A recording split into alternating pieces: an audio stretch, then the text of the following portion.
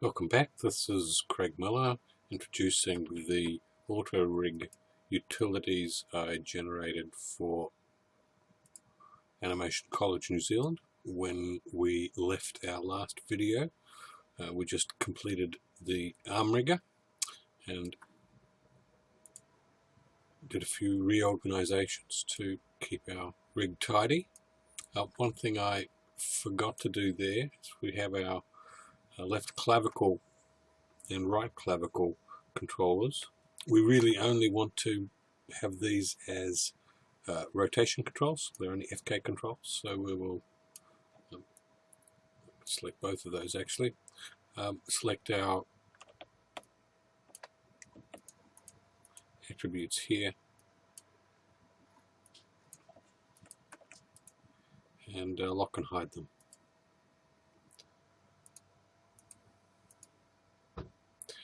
The AutoRig has already done that to the rest of these. One other feature I neglected to say was that we have a stretchable IK there.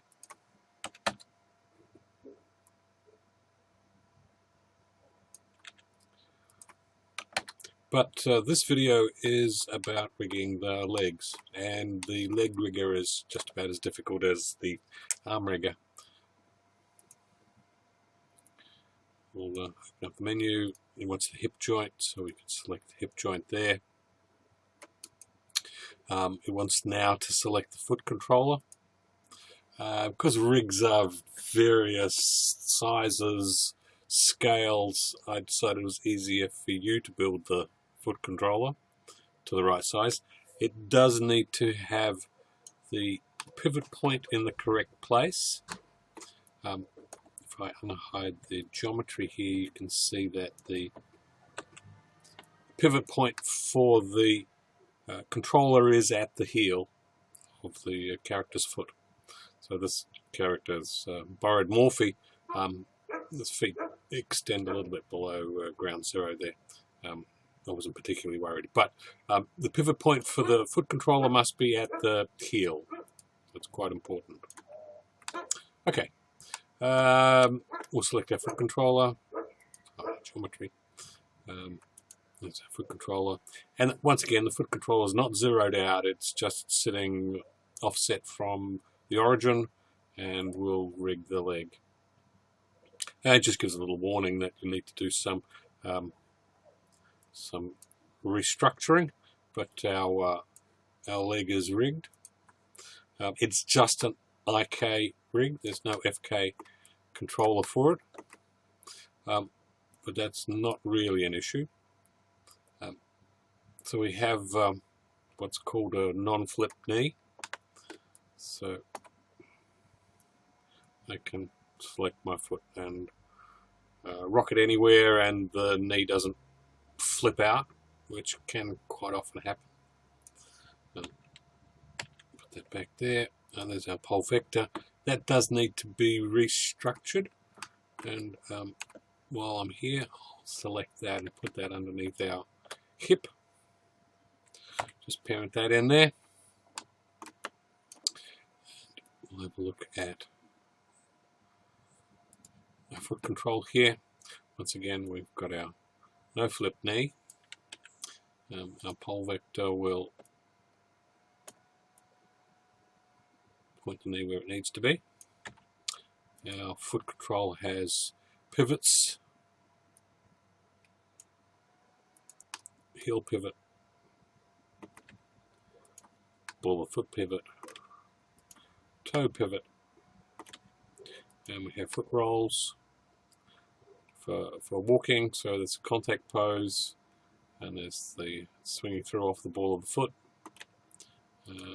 rolling forward off the toe, and we have a toe tap. Our foot is also stretchable, so I can turn that on, and it will allow us to stretch our leg. And we also have parent space switching to the world or the hips. So now if I move my hips around, the foot will move with it. Change back to world. And we're locked to the world again. Also, like the hands, we have prop space, so we can turn on our foot prop there and come to prop space, and then we have our foot constrained to our prop. And that can be very handy if you want to rig the character to ride a bicycle or use the foot pedals in a car, or it's usually set on world. Turn our prop visibility off, and that's our leg rigged. So let's do the other rig, the other leg.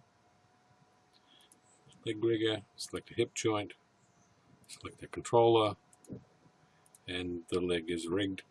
Little warning, let's reparent our pole vector, so we select our group there, select the pole vector, and our character is just about rigged.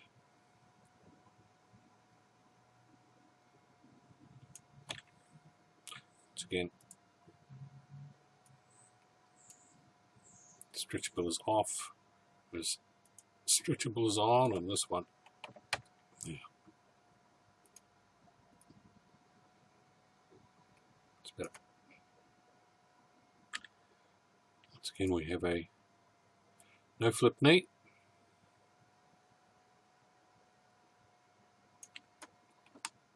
Our character is nearly rigged.